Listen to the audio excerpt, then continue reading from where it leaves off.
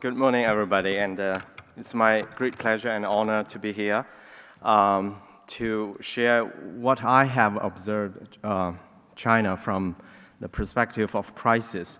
So I would like to title my presentation in this way called Lost in Global Capitalism. That means China lost in global capitalism.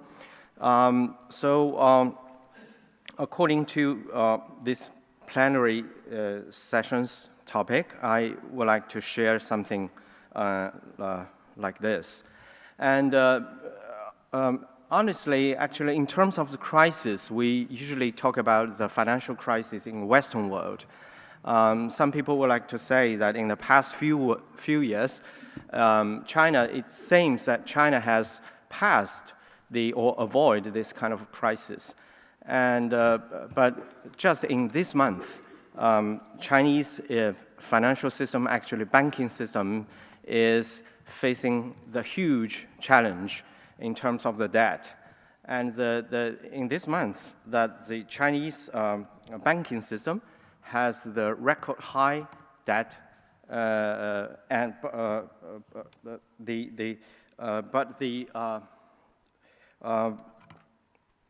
but the stock market is just has the record low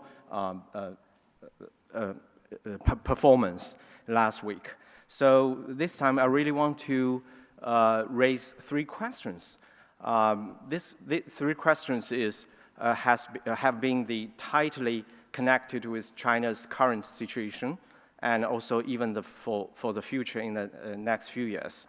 So we don't have, and I myself don't have any concrete answers for these three questions. So I just propose these three questions, ask these three questions. First of it is is financial crisis a Western rather than a China's? And then, if this question we would like to answer yes to this question, probably we will have the other follow-up. So the second question will be, can Chinese hard power be shifted to soft power? And then last question will be, can China communicate this soft power globally? So let's go to the first question. Is financial crisis just a Western crisis or Western financial crisis rather than a China's? So I would like to borrow this map, and this one is from one of the very famous Chinese economists called Professor Xu Xiaonian, and he would like to show this, that in terms of the financial crisis, China is just following North America, especially USA, and also EU. So look at this one. You can find that USA is already on the bottom, but the EU is still going down, and China is just following this. So you can see this. This is the argument from the economists, Chinese economists. To a great extent, I would like to agree with this argument. And and if we observe China from economics perspective, so we can already find this kind of slowdown of economic growth in China, even if China has experienced more than 3 decades drastic growth. 3 points or 3 elements will show this. First of all, China is already over-invested or over-investing. So we can find that this kind of ratio between the investment to GDP in China. Due to the time limit, I will want to give very, very detailed introduction. Everybody can find from this chart. And then, in terms of export, China is already the country which is highly dependent on this economy. Usually we usually call that external market. So when we find this chart, which can tell us that China total exports is all the way up. But the growth rate of Chinese GDP is always going down, especially in the past several years of this financial crisis, global financial crisis. Especially when we find this one, but China is the country which is very much consumed.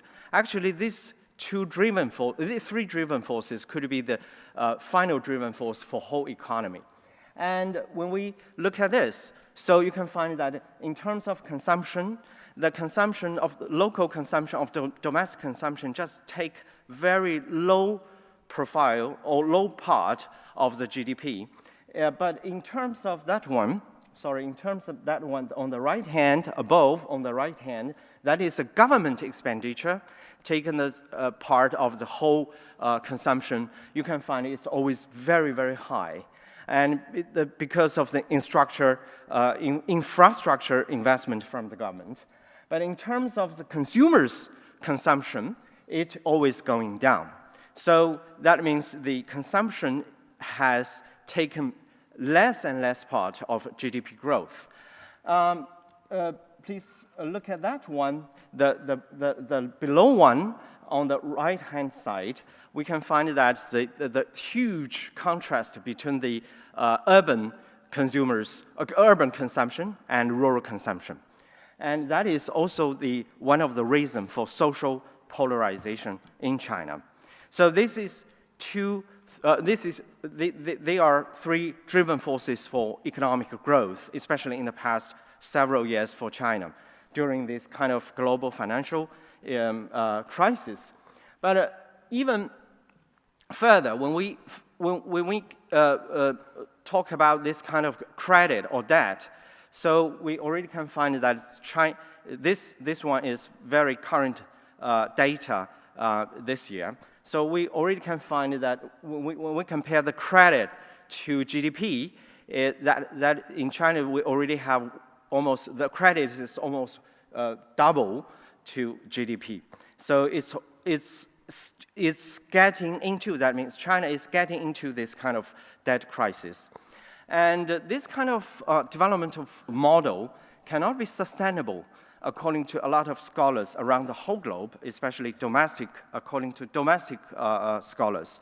A lot of criticism towards this kind of development model because of this kind of environmental degradation and also potential financial crisis, and also potential social upheaval and so on. So that is the first question, is financial crisis just a Western one rather than China's one? So I don't agree with this kind of. So my answer, to a great extent, my answer is no. China is also, China might be also experiencing this kind of financial crisis. According to our observation, especially when we observe China in the past 3 decades, we can find that China is highly dependent on this kind of global capitalism economic system because of the huge external market, which provides a lot of opportunities for China to produce such a great number of products everywhere. So in terms of the financial crisis, or in terms of this economic crisis, we prefer to call that a suspended crisis for China. It's just very much like the first map or the first chart which show that America is already the lowest, and your EU just follow, and China just follow again. So this kind of crisis could be suspended or delayed. My second question is, can Chinese hard power be shifted to soft power? In terms of Chinese hard power, many people around the whole globe can understand this and even experience this kind of hard power. For example, like several facts. China has been ranked number 2 in terms of GDP in the whole world. And China has been showing this kind of muscle in different areas. For example, like in global investment, especially in Africa, in Latin America. And also, China is showing the muscle in terms of international trade or foreign trade. And China is one of the biggest countries right now to boost free trade. But Western worlds just said we need to protect our trade. So it's a sort of conflicts. Many years ago, China is protect this kind of trade, and Western world would like to publicize this kind of free trade, but vice versa right now. And also, in terms of military force, in terms of some high techs, so you can also find that China in those areas showing their muscle. And we also can find the products made in China everywhere. So that's why China has been called world plant everywhere. So that is all of the facts concerning China's hard power. But in terms of this soft power, that I really want to ask whether China is capable of converting this or shifting this kind of hard power to be soft power. So let's look at this kind of some other facts. In terms of media landscape, we really have very large-scale media market. So we have many of those media outlets in China. That is for traditional media. But this is for new media, especially internet. So we can find more than nearly half Chinese population can get access to the internet. That is a huge.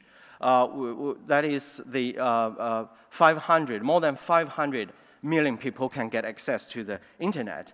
For the internet users, many of them, actually 80% of internet users in China is the mobile users, are mobile users. So they get into the internet through mobile appliance equipments like a mobile phone and pads and so on.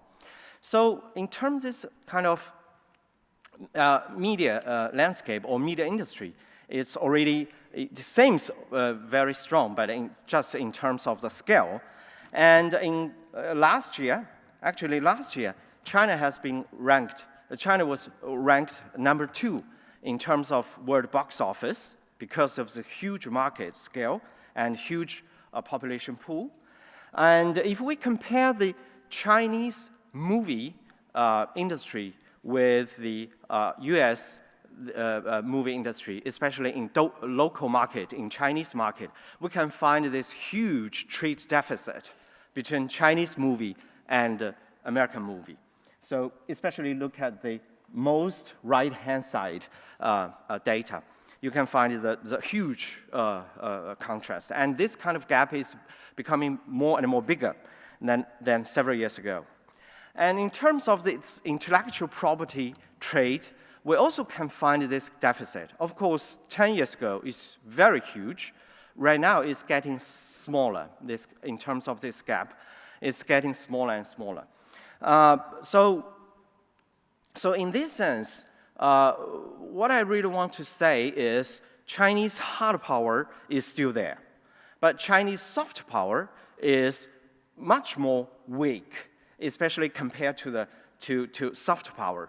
And currently, Chinese hard power cannot be totally or entirely or surely shifted to be the soft power. Even if we have very large scale, this kind of media market or cultural industry market and so on. So if we observe China's soft power from these two perspectives, we can find the huge deficit of global communication in terms of this soft power going out or soft power to be communicated globally. And we also can find the huge deficit of this kind of soft power if we compare to the American cultural products and to the West European cultural products. One case or one example is that many popular TV programs right now in China actually are just copied from Western European countries. A lot of American idols a lot of big brothers, top type of TV programs which are becoming more and more popular. So no creativity, no copyrights at all over there. So that is the second question. My third question related to the above two questions above is this one. Can China communicate this soft power globally? To some extent, I don't agree that they can do this very well in terms of this kind of soft power and competition of soft power between different countries. Chinese government has issued this kind of policy and has taken this kind of strategy several years ago called going out. In Chinese, we usually call that 走出去工程 or going out strategy or going out project.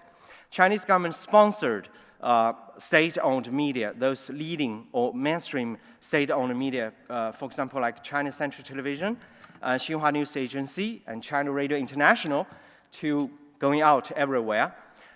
So currently, CCTV has already more than 50 overseas branches. Xinhua News Agency has more than 140 different branches around the whole globe, and so on. And Chinese government encourages this kind of Confucius schools and Confucius classrooms around the whole globe. We already have nearly 500 different Confucius institutes and Confucius classrooms around the whole globe. And also some public diplomacies are very active and are very popular in China in terms of this kind of soft power. And, but my personal view is China is not capable or is not able to participate in this kind of restructuring of global communication order, at least right now, or in short term, because of the very big problems we're facing right now in terms of this soft power building domestically. The one core question or one core problem is sort of value crisis we are experiencing right now in China. So for this value crisis, this one, in my view, that is much more severe, much more important than financial crisis challenging China. And in this sense, that value crisis could be listed at this several points. For example, like faith in huge depression, and we have a very big problem of trust deficit. And so in this sense that government accountability, companies or organizations' credibility, and also the trust between or among the peoples are getting very, very badly challenged right now. So I can give two examples. First of all, in terms of this agenda setting, so we can find in 1980s, almost agendas have been set by government or state-owned media. 80% agendas could be set at that moment by state-owned media. But in 2012, 75% of agendas, especially hot topics among society, among Chinese society, could be set by non-official media, especially the online media. So because of this kind of Twitter-like and also Facebook-like website services and social media in China. And please look at this one, government crisis, to great extent, government crisis. So when we ask this kind of, in this survey, that when people ask, do you believe the information released by government? More than half of the people would like to say no. I'm highly suspicious about this. And how do you evaluate the work of your local government? And more than half of them would like to say, okay, their performance is just so-so, not that good. So when we get into this kind of low trust society, so huge challenges could be raised. So as conclusion, I would like to say several points or several arguments. By coincidence or not, China might have been an internal part of this kind of neoliberal global capitalism economy and benefit a lot from this kind of economic system. Second one, China is not being able to save this kind of crisis-laden capitalism world, but could be its affiliation. So it cannot escape from this kind of crisis. And the sustainability of Chinese hard power is still under discussion. And therefore, the global impact of China's potential soft power will also be under question. So the last one is China's role in this kind of global communication order shifts is also not that clear and could be very open for us to have more discussions. Okay, thank you very much for your time. Thank you.